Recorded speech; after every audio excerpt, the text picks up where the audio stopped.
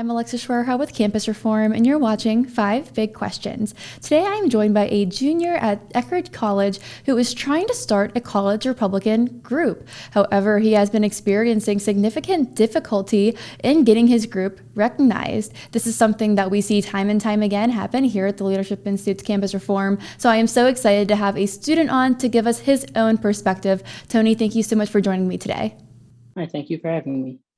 Of course. So like I said in the introduction, groups being denied or having to go through all these hoops to be recognized on campus isn't a singular occurrence. This happens to groups all across the country, especially if they're conservative groups. So in your experience, have you experienced anything like this? Or how do you think it pertains when the group is liberal? Are there any difficulties that those groups have when they're trying to get established on campus?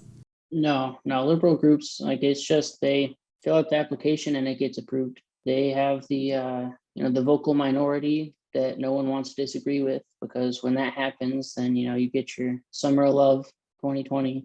Right. And, I think the main thing when we're talking about groups being recognized is to have that status. It helps your group out a lot. If a group isn't recognized, often you aren't able to access spaces on campus, meaning you can't hold meetings and you don't get access to those same fundings. So when I was reading up on your story, I saw that you took action and got the help from the Foundation for Individual Rights in Education.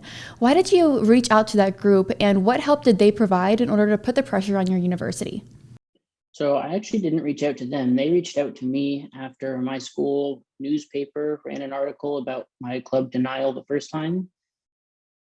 And what they did is they just kind of petitioned the school. So they sent a letter to the school president and the ECOS president, which is the student body.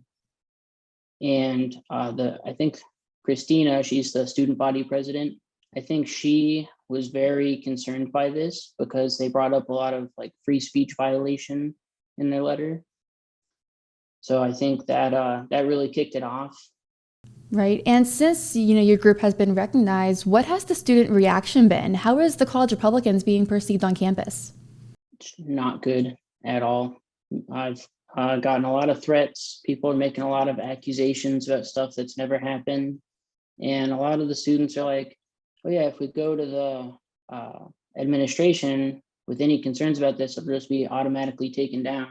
But I don't think what they realize is that the administration ran handbook checks, Title IX checks, and a couple other things on all of my Instagram posts and everything that I've done. And they couldn't find any violations there. So the school itself had to get involved really for the student body to approve the club in the first place. So the decision to approve the group was more of a student body decision. And, we see time and time again that colleges are overwhelmingly becoming liberal. There was just a recent poll that was published by YouGov America that showed the majority of Americans do believe when a student goes into college, they're more likely to come out liberal. So with that in mind, why do you think it's so important to have a conservative group on campus? I think that way it helps people realize they're not alone. It helps people stay away from the indoctrination, helps them resist the indoctrination. And it helps to get people who are already on the left. It helps them to either have those conversations and maybe even change their mind about what they believe. And maybe you can pull some people over to the right.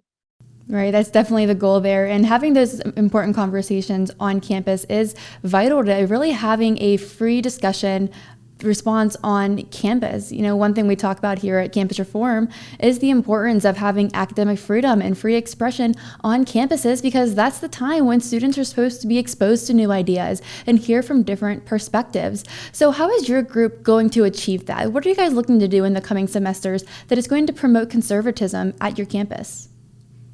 Yeah, so I was really hoping to be able to bring some speakers onto campus, like Steven Crowder, Charlie Kirk, Ben Shapiro, any of the big names, and even some smaller names, like people from Instagram, like DC Drano, Typical Liberal, that kind of stuff. And then also, I just want to have the Steven Crowder-ish change my mind talks, just go set up a table on campus somewhere. And then even if we're doing a fundraiser, we can have the table going up at the same time as the fundraiser. and just to get people talking about it. Those sound like fun ideas, and bringing speakers to campus is always a great way to gain activity for your campus, maybe recruit some new members, and have those important conversations with students from the other side. So Tony, best of luck to you. Good luck with your group, and thank you so much for coming on today. Thank you for having me.